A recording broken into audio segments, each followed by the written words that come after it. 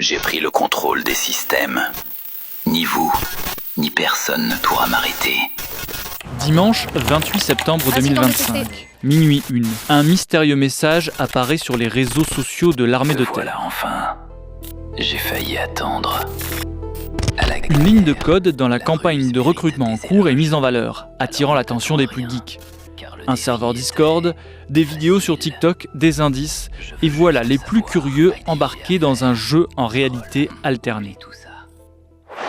Retour dans la vraie vie, quelques mois plus tard, dans un train quelque part en Alsace, ils sont 3 à avoir reçu un courrier un peu particulier. La lettre, on l'a reçue un peu avant Noël. Les 3 lauréats sont issus d'une formation en cybersécurité et pour leur propre sécurité, vous ne verrez pas leur visage. On a le petit logo avec le lapin qui était visible pendant toute la RG, tout le jeu en ligne. Et quand on l'ouvre, donc, on voit un message à premier abord très négatif. Mais il y a quelques indices qui laissent penser que non. Tout d'abord, on a le lapin ici qui est découpé en 2. Donc ce qu'on se dit, c'est qu'il faut peut-être plier la feuille pour obtenir le vrai message. Donc c'est ce qu'on fait. Et donc quand on plie cette feuille, on a un message qui est tout de suite beaucoup plus positif, qui nous félicite justement d'être arrivé jusqu'au bout. Terminus gare de Bischwiller, au nord de Strasbourg. Des militaires sont là pour réceptionner les 3 lauréats. On récapitule. Une traque en ligne qui a réuni jusqu'à 500 personnes sur un serveur Discord, 3 énigmes. Et parmi la vingtaine qui ont réussi à décrypter tout ce message, 3 d'entre eux ont été sélectionnés pour découvrir le 54e RT ici à Haguenau. Et on va les suivre à la découverte de ce régiment, le seul régiment de guerre électronique tactique de France. J'ai pas d'attente particulière. Je suis assez content d'être là. On verra bien ce qu'ils nous proposent. Moi, c'est un monde que je découvre un peu. Moi, je suis assez enjoué d'être là. Peut-être une voie sur laquelle je pourrais m'orienter. On espère découvrir un peu plus ce régiment de Londres qu'on ne connaissait pas forcément avant. Enfin, pour ma part, je ne savais pas qu'ils existaient. Et pour mieux se glisser dans la peau des cybermilitaires, les 3 lauréats vont commencer par enfiler un treillis. Et le look ? Il y a mieux, mais il y a pire. On me dit ça comme ça. Et en attendant de retrouver nos 3 geeks en treillis, la journée elle va commencer par une présentation du régiment. Maîtriser le spectre électromagnétique, maîtriser ce qui se passe sur les ondes, ou du moins le contrôler suffisamment en un temps donné pour prendre l'ascendant dans une zone donnée, est essentiel. Assez de théorie, place à la pratique. Nos 3 cyber-aspirants s'embarquent dans le Serval, le nouveau véhicule blindé des forces françaises. Je sais pas pour toi, Emma, pour sortir. C'est incroyable. Non, franchement, un peu énervé quand même. Direction la forêt qui jouxte le camp militaire. Ce bivouac, c'est l'occasion de présenter à ses potentiels futurs recrues les capacités de localisation, d'interception et de brouillage du régiment. Ici 01, je m'appelle Emma, Echo, Mike, Alpha. Et au sein de ce 54e régiment de transmission, il y a une compagnie bien particulière créée en 2025. Donc la mission de la 6e compagnie, c'est de fournir un appui aux forces terrestres conventionnelles en termes d'appui électronique et d'appui cyber-électronique. On va être sur des opérateurs donc de guerre électronique classiques qui n'ont pas forcément de diplôme très spécifique à la base, mais qui ont une appétence technique, notamment dans le domaine de l'innovation et tout ce qui va être programmation, nouvelles technologies, et qui vont être capables d'adapter les capteurs, même de créer des outils pour répondre à un besoin opérationnel. L'armée, elle doit recruter 16 000 militaires par an. Alors une opération de ce genre, comme aujourd'hui, c'est aussi l'occasion de mettre une petite graine dans le coin de la tête pour certains qui n'auraient pas forcément une ambition de carrière militaire. Je suis actuellement étudiante à l'école de cybersécurité 2600. À Paris. Pouvoir être ici, pouvoir discuter avec des militaires, pouvoir voir ce qu'ils font dans leur quotidien, c'est une chance. Et c'est aussi, j'ai presque envie de dire un petit rêve de gosse. Faire un peu partie de ce monde, l'histoire de quelques heures, ça fait plaisir. Autre passage obligé de l'aspirant militaire, la ration de combat. Donc vous avez des biscuits salés, des biscuits sucrés, des biscuits chocolatés. Ok, je vous laisserai découvrir ça. Donc j'essaie de poser ça le plus à plat possible. C'est bon, enfin, on a toujours peur d'un truc dégueulasse. Franchement, c'est quand même largement c'est bon. De retour au camp, Emma, Nathan et Louis-Guillaume embarquent dans un 4x4. Objectif, des relevés aux 4 coins du camp pour ensuite les analyser avec les outils de la 6e compagnie. Bon, ça y est, du coup, vous nous avez cartographié tout le camp, c'est ça ? Tout le camp, tout en base, oui. Ok. Maintenant, on va aller voir. On va analyser les données qu'on a récupérées. Ensuite, on ira directement au centre d'opération pour pouvoir aller le télépiloter et voir les données. On est ici au cœur du dispositif de la guerre électronique. Pour ses besoins très spécifiques, que ce soit pour la partie logicielle ou la partie matérielle, la 6e compagnie achète ses équipements à des industriels, sur l'étagère comme disent les militaires, mais ils peuvent eux-mêmes créer leurs propres outils. D'où l'importance de recruter des jeunes soldats passionnés par cette matière, idéalement avec un premier bagage technique. Dernière étape de la journée, les militaires d'un jour vont rencontrer le chef de corps. Parfait. Bon, j'espère que la journée s'est bien passée. Super bien, c'est parfait.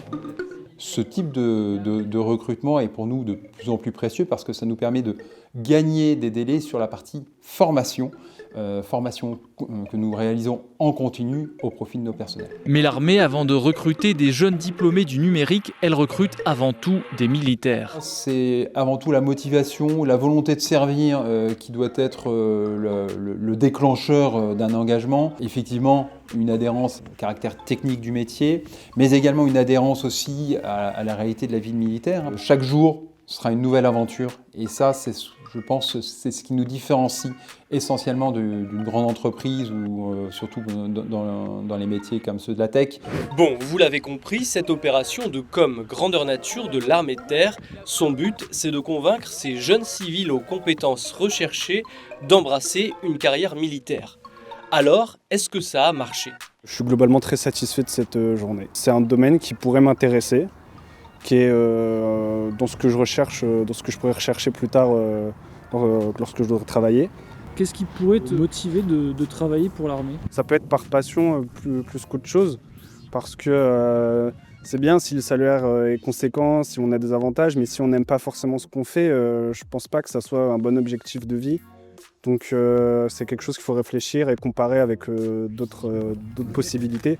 Allez, terminer l'Alsace enneigée, on est de retour à Paris et on va aller rencontrer une spécialiste des questions de défense et de géopolitique à l'heure de l'IA. Elle va nous raconter ce que ça change pour les armées et comment elles doivent appliquer de nouvelles politiques de recrutement en conséquence.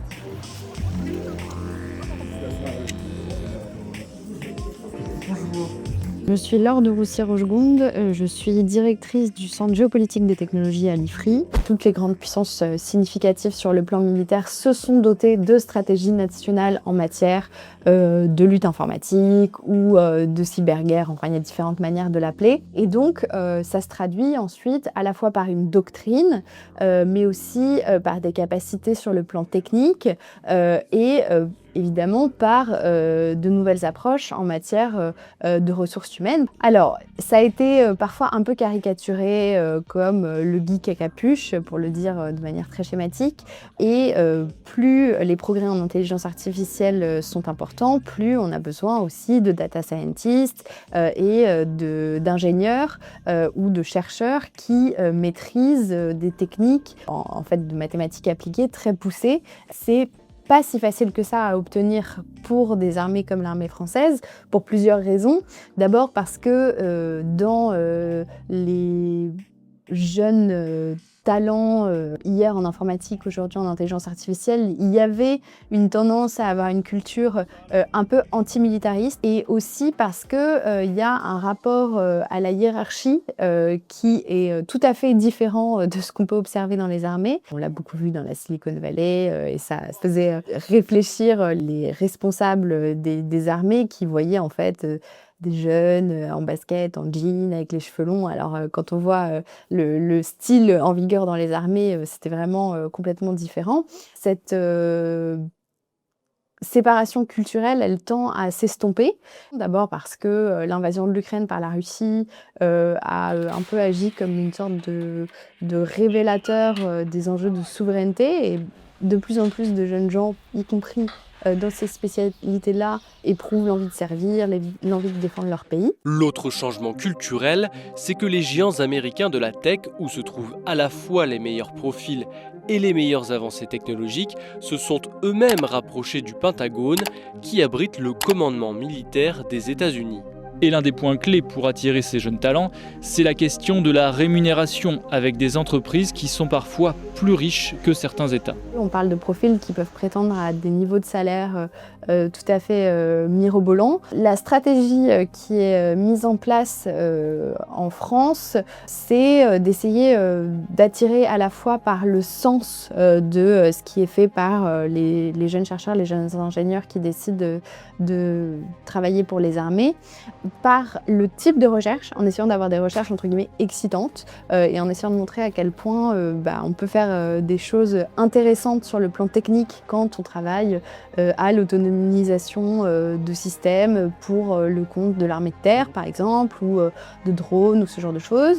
Voilà, de consentir à un salaire moindre mais compensé par un travail sur par exemple des informations sensibles, sur des projets très en pointe, etc. Et évidemment les expérimentations en Ukraine sont assez utiles pour ça parce que c'est pas uniquement de la recherche fondamentale, mais ça permet aussi de voir en application assez rapidement sur un théâtre d'opération. Enfin, pour comprendre comment on recrute des soldats à l'heure de l'intelligence artificielle, me voici à Tours. C'est ici que se situe la direction des ressources humaines de l'armée de terre. On va rencontrer le général Goujon qui va pouvoir nous expliquer la stratégie RH de l'armée pour pouvoir s'entourer des meilleurs geeks. Le numérique, c'est à peu près 1000 recrutements par an dans l'armée de terre, dans une myriade de métiers. Il y a les combattants cyber dont vous parlez, il y a aussi nos informaticiens. On va recruter des officiers, on va recruter des sous-officiers, on va recruter des soldats qu'on va former, dont on va transformer les compétences qu'ils ont apprises en IUT, qu'ils ont apprises en école d'ingénieur, mais aussi on va former ex nihilo un certain nombre de personnes. Mais alors, est-ce que l'armée arrive à convaincre ces profils de rejoindre ses rangs? Dans un domaine qui, dans le civil, est extraordinairement compétitif, on n'a pas de vraies difficultés à recruter parce qu'on exerce un attrait particulier. C'est le fait de travailler dans un contexte qui est assez exceptionnel. Un sous-officier ou un officier spécialiste en cybersécurité qui est chargé de surveiller nos réseaux d'infrastructures ou nos réseaux tactiques, son problème, c'est pas le hacker du coin. C'est la menace étatique de puissances hostiles dotées de moyens technologiques très avancés. Et puis l'autre aspect, c'est qu'on met ces jeunes sur des moyens, sur des équipements qui sont vraiment des équipements de pointe. Donc on a un premier attrait assez naturel qui est lié au métier, qui nous différencie des employeurs civils. Une fois que cela est dit, il faut encore le faire savoir. Et pour ça, l'armée doit communiquer sur ces nouveaux métiers. On a une institution qui est très connue. Et qui est aussi très mal connu. C'est-à-dire que l'image extérieure de l'armée de terre, c'est le combattant d'infanterie, c'est le chasseur alpin, c'est le parachutiste, et très peu, et c'est là tout notre défi, le combattant du domaine numérique. Le point clé pour nous, c'est de nous incarner dans ces métiers-là. Le deuxième volet, c'est d'être présent dans cette population selon ses codes. Ça, c'est exactement le sens de ce qu'on a fait sur le jeu en réalité alternée.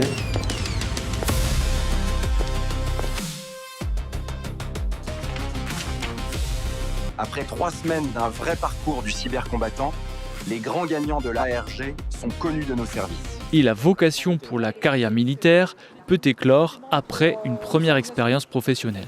C'est une évolution qui est récente, qu'on commence à observer depuis quelques années. C'est l'engagement dans l'armée de terre en tant que deuxième, troisième expérience professionnelle. Ça, c'est quelque chose qui monte en puissance. Là où il y a longtemps, le recrutement militaire était souvent un premier emploi, une porte d'entrée, et puis on en sortait 10 ans, 15 ans, 20 ans plus tard pour certains. Là, aujourd'hui, on voit de plus en plus de jeunes qui viennent nous trouver alors qu'ils ont 24, 26, 28 ans. On recrute nos militaires du rang jusqu'à 30 ans, on recrute nos officiers jusqu'à 32 ans. En fait, ça ouvre des portes qui sont relativement larges. En fait, être capable de recruter un petit peu plus âgé est un vrai avantage parce que ça nous amène des gens qui sont bien formés, qui ont une expérience, qui ont une maturité et qui ont parfaitement réfléchi leur projet. Et quand, après 1 ou 2 expériences professionnelles, on choisit de rentrer dans l'armée de terre, on arrive généralement avec un bagage académique, professionnel, mais aussi humain qui est vraiment très intéressant. En 2026, parmi tous les métiers du numérique, l'armée de terre souhaite recruter 50 sous-officiers et 30 officiers dans cette spécialité. Le recrutement se déroulera cette fois-ci dans la vraie vie.